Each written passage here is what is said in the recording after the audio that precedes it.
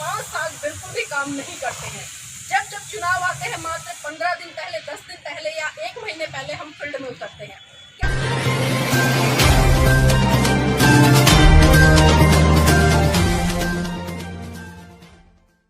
सर्वप्रथम महाकारुणिक तथागत बुद्ध को नमन करते हुए समस्त भारतीय नारी के मुक्तिदाता, बहुजन के मुक्तिदाता, दुनिया का सूरज, ज्ञान का प्रतीक और संविधान के रचयिता परम पूज्य बाबा साहब को सत सत नमन करते हुए बहुजन समाज को सत्ता के गलियारों में ले जाने वाले साहब मान्यवर काशीराम जी को नमन करते हुए और बहन जी की पूर्ण नीतियों में अपनी पूर्ण आस्था रखते हुए उनको सलाम करते हुए और दिल्ली प्रदेश के समस्त पदाधिकारी, लोकसभा के पदाधिकारी, जोन के पदाधिकारी और विधानसभाओं के जितने भी यहाँ पर पदाधिकारी हैं, आप सभी को मेरा क्रांतिकारी जय भीम नमो बुद्धाय।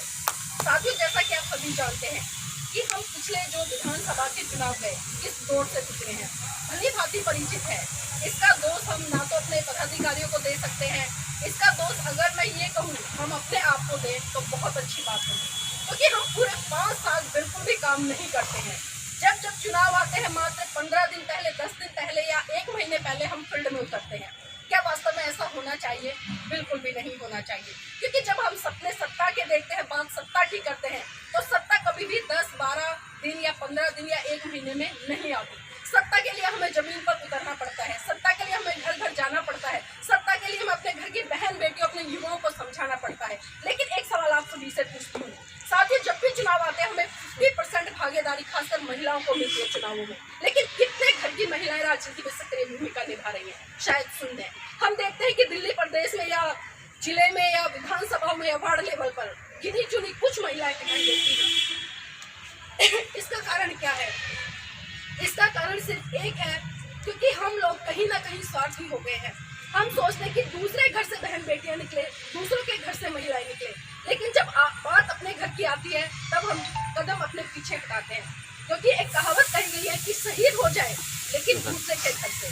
साथ ही जब तक हम अपने घर से शहीद होने के लिए लोगों को तैयार नहीं करेंगे तब तक भूल जाना कि हम तो साथियों, सबसे पहले बलिदान हमें अपने घर से देना पड़ेगा, चाहे हमारे घर का बेटा हो, हम स्वयं खुद हो या हमारे घर की कोई भी महिला हो। और जब चुनाव आते हैं, मैंने पहले ही कहा कि चुनाव में जो 50% का रेशो होता है महिलाओं की टिकटों का होता है। जब चुनाव आते हैं तब हम मात्र टिकट लेने के लिए या चुनाव लड़ाने के लिए अपने घर की महिलाओं को बाहर निकालते हैं। तब क्यों निकालते हैं? कभी सोचा है आपने? सिर्फ मात्र अपना उल्लू सीधा करने के लिए।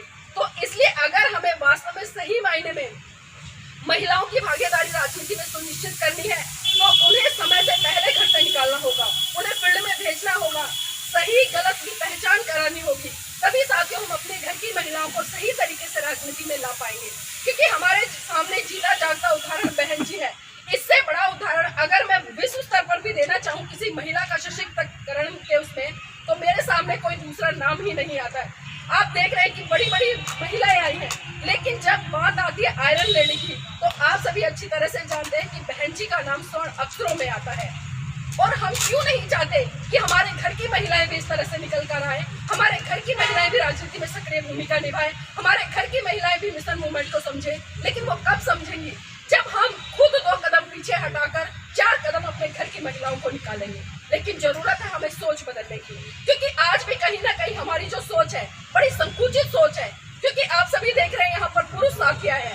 मैंने कहा जो हम बात आधी हिस्सेदारी की करते हैं, आधी भागीदारी की करते हैं, तो हमारी वहाँ पर संख्या और मनोबल और संख्या भी हमारी आधी होनी चाहिए। तो इसलिए साथियों मैं तो आप सभी से आग्रह करूंगी, क्योंकि आने वाले जो चुनाव है आप सभी को पता है दिल्ली में निगम के चुनाव है, और निगम के चुनाव के लिए अभी से हमें दिन रात एक कर देना है, क्योंकि आपके सामने बहुत सारी पार्टियां हैं, केंद्र में भी है, दिल्ली में भी है और एमसीडी में भी है। आप देख रहे हैं कि वो किस तरह से लोगों को प्रलोभन दे रही है। सिर्फ प्रलोभन है, जुमलेबाजियां हैं। अगर सही तरीके से हम धरातल पर जाकर देखें तो आप देख पाएंगे कि कुछ चीजें सस्ती की गई हैं, लेकिन उनके मार्फत बहुत सारी चीजें ऐसी हैं जो कई गुना रेट उनके बढ़ा दिए गए हैं। तो वो हमारी इस जेब से निकालते हैं और इसमें देने का काम करते हैं, और हम सिर्फ खाली खोखले उनके खोखले वादों में ये आते हैं कि हमें ये फ्री मिल रहा है, ये फ्री मिल रहा है। साथियों में फ्री कुछ नहीं मिल रहा है। जो हम टैक्स दे रहे हैं, माचिस पे भी टैक्स देते हैं, वही टैक्स हमारा सरकार हमें लौटा देती है।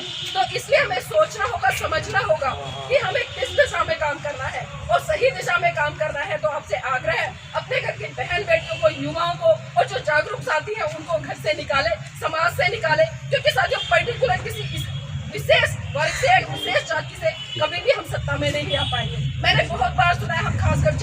की बात करते हैं। मानती हूँ मैं कि उनका संघर्ष काफी रहा है। मान्यवर काशीराम जी के साथ कंधे से कंधा मिलाकर चले, बहन जी के साथ कंधे से कंधा मिलाकर चले, और आज भी ज्यादातर देखते हैं कि उसी तबके के लोग राजनीति में सक्रिय भूमिका निभाते हैं। लेकिन साथियों, जब तक हम बहुजन जिस शब्द की व्याख्या साहब मान्यवर काशीराम जी करते थे या बाबा साहब ने की है, बहुजन में SC, ST, OBC माइनॉरिटी आते हैं, जब तक हम इन वर्गों को अपने बहुजन समाज पार्टी में नहीं जोड़ेंगे, तब तक साथियों जो बहुजन की एक परिकल्पना है, एक संकल्पना है, वो अधूरी नजर आती है। तो इसलिए मैं आपसे आग्रह करूंगी कि अगली मीटिंग में जब भी हमारी उपस्थिति हो, आज हमारे सांसद जी आने वाले थे, हम चर्चा कर रहे थे कि अच्छा हुआ कि वो नहीं आए।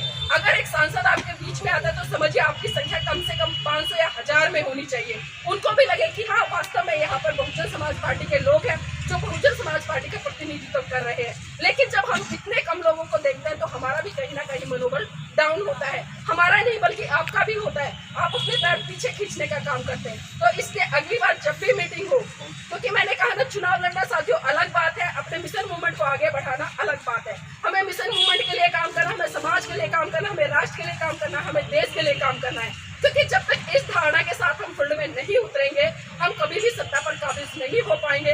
तो संकल्पित हो जाइए, प्रतिबद्ध हो जाइए, और आने वाले समय में साथियों रात दिन जुटकर बहुजन समाज पार्टी के मैं ये कहूंगी कि निगम में कम से कम अपनी सरकार बनाने का काम करें। जय भीम, नमो बुद्धाय। जय भीम, नमो बुद्धाय। साथियों, मैं हूँ इशिका। ये मेरी मम्मी का चैनल है, इसको सब्सक्राइब करें, मेरे वीडियो को लाइक करें, शेयर करें और कमेंट करना